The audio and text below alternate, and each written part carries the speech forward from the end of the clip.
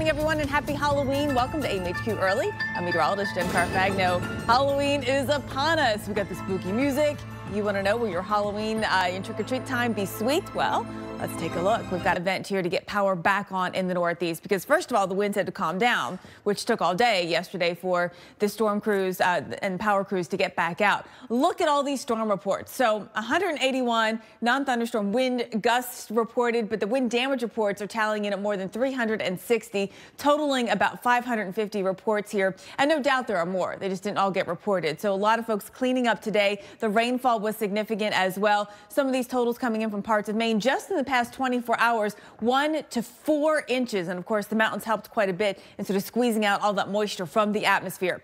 The storm is gone. The coastal storm is gone. Now we do have some clouds streaming in ahead of the next system, and that's going to, I think, mainly be affecting us closer to the lakes today with some lake effect rain and some lake effect snow showers out there as well. Temperature wise this evening, here is your Halloween forecast. We got New York at 50, DC at 54, Boston at 51. A lot of spots dropping into the 40s as trick-or-treaters go out. But know that there are some communities up here into Massachusetts, into New Hampshire, where you've changed your trick-or-treating date because of all the storm damage. So check ahead with your community before you make your plans this evening. New York City, we've got to look at your temperatures nice and clear, nice and dry, but dropping into the 40s by the end of your trick-or-treating. DC, as you start turning off your lights to get those kids to stop coming at your door, temperatures will have dropped to about 50 degrees in Boston. For us, dropping into the 40s, but at least we will be clear. We're going to start with today's forecast. And as mentioned, we have some storms across the southern plains possible. Elsewhere for this Halloween, there's not a lot of weather, which is great news for trick-or-treaters. Some lake effect will be felt off of Lakes Michigan and Erie and Ontario.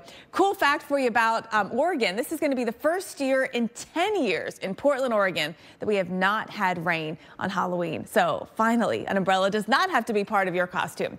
Luckily, this Wednesday forecast is not today because now things get a little more active. Our system in our front in the south starts to pull up a little more moisture. That starts to get drawn up into the upper Midwest by Thursday. This is our next system comes moving down. That'll bring some rain back to the Northeast. This is not a big doozy of a storm like we just saw, but we do have some rain in the forecast getting ahead to your Friday travel day. We'll watch around Pittsburgh, perhaps into Maine again, some more rain coming your way and back into parts of the southeast. There's a chance of rain. Big pattern change coming by this weekend, and you can really see it as we see this big dip in the jet stream, moisture coming back in all the way down into California. You know, one thing we've got to watch now, I know we need rainfall, but we got a lot of burn scars out here from all the recent fires, and so that could lead to some flooding concerns if the rain is heavy at times. It's half past the hour. Welcome back to AMHQ Early. It is Halloween. Now, parts of the Northeast have been dealt a trick by yesterday's storm. Some of you are not trick-or-treating to the weekend. Check in with your communities on that because of all the storm damage. Plus, we have had some flash flooding in New York, and you take a look. So the waters have come down. The rain is over. The winds have calmed down as well. But now we're left with this. More than 500 reports of wind damage, 368 of them of damage specifically. Other ones just 181 reports, so to speak, of wind gusts themselves. But I'm sure there are more. I mean, there are so many pictures of trees down, of power lines down. I saw in, I think it was Rhode Island, or no, it was Maine. Power lines just snapped at the base. I mean, we had some very fierce winds. Plus, we had a lot of rainfall. This is just the last 24 hours, accumulations of 1 to 4 inches. Mountains certainly help squeeze out some of that moisture, but all that drained into the rivers and streams and creeks are all running very high still at this time. So here's where we are right now. The system is gone. We still have some clouds streaming in from our next system, and that's mainly going to be around the lakes today that we see some lake enhancement. Other than that, not a lot of precip here in the Northeast. Thankfully, we get a break. Temperature-wise, looking ahead to your evening forecast, we are dropping down to about 50 in New York and Boston, some spots into the upper 40s, Burlington and up towards Bangor, Maine. You'll see that. I think a lot of spots actually see 40s by the tail end of trick-or-treating. In fact, Pittsburgh, we're down to 40 this evening, and you'll probably drop into the upper 30s. New York City, here's the timing for you into your Halloween forecast. Temperatures will be in the low to mid 50s this afternoon. Lots of sunshine, but then dropping steadily into the upper 40s for trick-or-treaters this evening. Boston, we've got temperatures in the mid 50s, sunshine, not windy, nice, right? Temperatures will be dropping off into the upper 40s for the trick-or-treaters this evening. All right, let's go for trick-or-treaters. So we've got to look at the temperature swing coming your way through the southeast. Here's where we are today. We are going to see a bit of below average temperatures, most of them actually focused up here into around the Great Lakes and Ohio Valley. As we get through the week, temperatures start warming back up again. Our jet stream starts to retreat farther north, and so temperatures start start to build back up. A lot of warmth, if not even heat, coming back into the forecast by Thursday, especially across the southern plains, and we'll feel it into the southeast as well. Today's temperatures topping out most spots in the 70s. Atlanta back to 70, Charlotte 70, Nashville, Memphis. We're going to hang into the upper 50s. This front not helping us out too much here with our temperatures. By tomorrow, a lot of 70s, a few degrees warmer in Charlotte, Charleston. We're back into the mid to upper 70s, 76 for you. And Nashville and Memphis will gain about 10 degrees with our temperature. And here's a look at the trend coming our way this week. So we're warming back up this afternoon. Our average is 69. Yesterday was a chilly day in the southeast, but the trend is warm through the rest of the week. And you can see by Friday, Atlanta back to the upper 70s. Next chance of rain doesn't come until Saturday.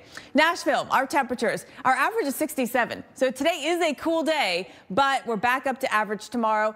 Front brings a couple of showers for us, and then we're warm by Thursday, 72 degrees. Staying warm, but thunderstorms come back by the end of the week into the weekend.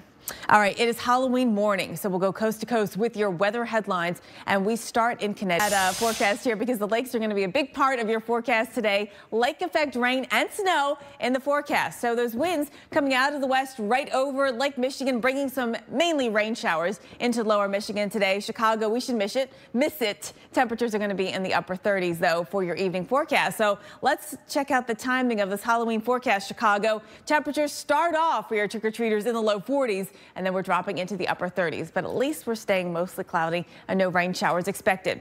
No rain expected in Minneapolis. Will be cloudy as well. Temperatures are going to pretty much hover in the low to mid 30s right for your evening for trick-or-treaters. And one last stop, Des Moines. A bit windy here, but overall dry. Temperatures drop from about 40 into the low 30s this evening.